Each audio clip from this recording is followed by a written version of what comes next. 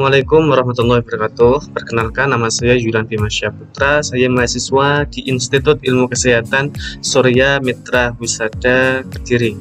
Di sini saya pada kesempatan kali ini akan menjelaskan dan mempresentasikan terkait perlindungan perempuan dan anak dari tindak kekerasan.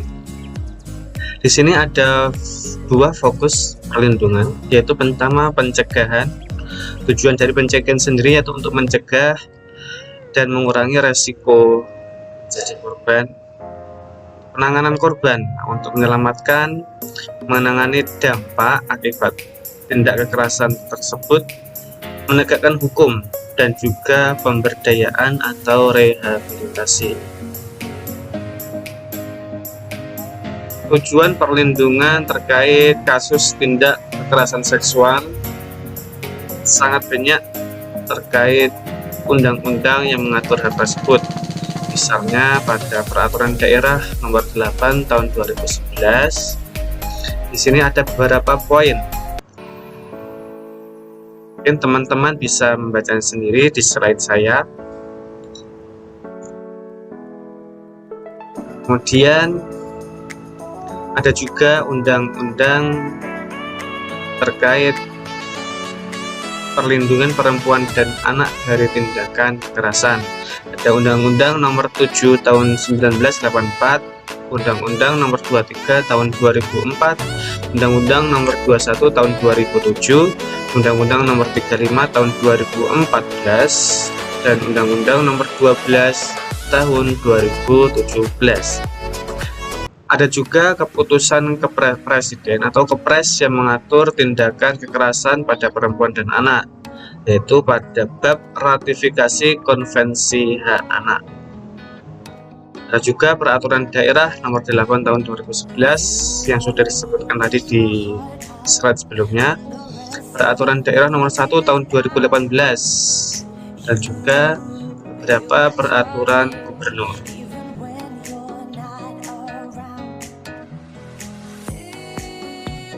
Dan juga keputusan gubernur atau Kepgub, antaranya nomor 1107 tahun 2019, nomor 1426 tahun 2019, nomor 826 tahun 2020. Ada juga instruksi gubernur nomor 36 tahun 2020, nomor 44 tahun 2020. Di sini sudah dimunculkan juga data dan fakta. Pelecehan tidak hanya terjadi di Indonesia, tapi juga terjadi di semua negara hampir di seluruh penjuru dunia, baik di tingkatan organisasi pekerjaan ataupun organisasi-organisasi pendidikan yang lainnya. Nah, hal tersebut juga tidak hanya terjadi pada perempuan saja, tetapi juga pada laki-laki, khususnya pada anak yang masih di bawah umur. Nah, dari survei di 22 negara pada tahun 2010 yang dilakukan Reuters dan Ipsos Global Advisory mengungkapkan bahwa 1 dari 10 pekerja pernah merasa mengalami pelecehan seksual. Nah, dari 10 kasus yang dijadikan sampel sebagai penelitian, ada 1 kasus terkait tindakan pelecehan seksual yang terjadi, menunjukkan bahwa tindakan pelecehan seksual itu kasus yang sering dijumpai, khususnya pada lingkungan perkantoran, lingkungan pendidikan, dan lain sebagainya. Dari sejumlah penelitian lain, tingkat pelecehan seksual di negara-negara Asia Pasifik mencapai 30 hingga 40%. Nah, jadi sangat tidak sedikit juga tindakan kekerasan seksual itu terjadi di seluruh negara, bukan? Pekerja perempuan khususnya rentan terhadap pelecehan, khususnya pelecehan seksual. Bahkan perempuan 9 kali lebih rentan meninggalkan pekerjaannya akibat pelecehan seksual menurut Global Better Work Data. Jadi sering kita jumpai para pekerja perempuan itu sering keluar masuk pekerjaan, bukan hanya karena masalah gaji atau masalah pertemanan yang terjadi di perkantoran atau pekerjaan tersebut, melainkan sering pula terjadi kasus-kasus pelecehan seksual yang dialami para pekerja perempuan yang karena hal tersebut membuat mereka tidak kerasan atau tidak betah kerja di tempat tersebut. Terus mengapa sih penting sekali memahami pelecehan? Pelecehan seringkali disebabkan oleh ketimpangan kekuasaan, di mana seseorang menyalahgunakan kekuasaan yang mereka miliki. Korban dapat mengalami kesulitan membela diri dan menderita dampak yang sangat berat. Khususnya kita ambil contoh di lingkungan perkantoran. Kasus-kasus tindakan pelecehan seksual itu terjadi atau dilakukan oleh seseorang yang merasa memiliki pangkat dan kedudukan yang lebih tinggi dari si korban. Misalnya pada jajaran manajer, pada jajaran komisariat, dan sebagainya. Yang karena hal tersebut si korban merasa tidak mampu untuk melawan mereka karena takut akan diturunkan pangkatnya, diturunkan gajinya, atau bahkan dipecat dari perusahaan tersebut.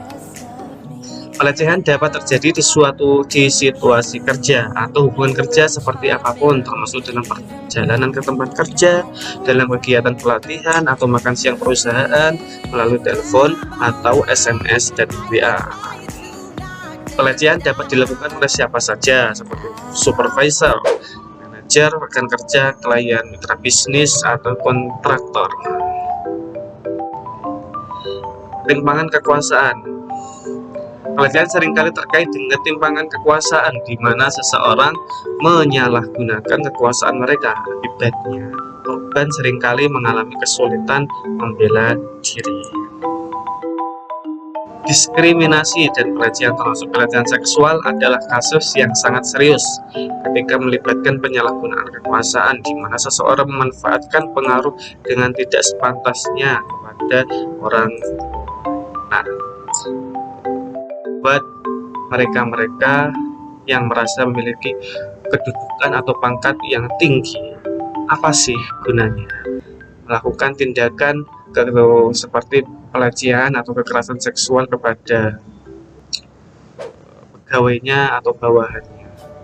Mungkin mereka merasa tidak akan terjadi pelaporan dari si korban karena mereka merasa terintimidasi akibat wewenang dari si pelaku tersebut. Seharusnya kita semisal jika memiliki pangkat atau kedudukan yang tinggi, lebih bisa mengayomi atau melindungi para pekerja kita, bukannya malah melakukan pelecehan atau tindakan asusila yang tidak sepantasnya. Kita harus bisa bersikap profesional kepada orang lain. Diskriminasi adalah perlakuan tidak adil atau perbedaan pembedaan dengan sengaja berdasarkan latar belakang ras, jenis kelamin, gender, agama, dan sebagainya. Dari tadi kita membahas terkait tindakan kekerasan maupun pelecehan seksual.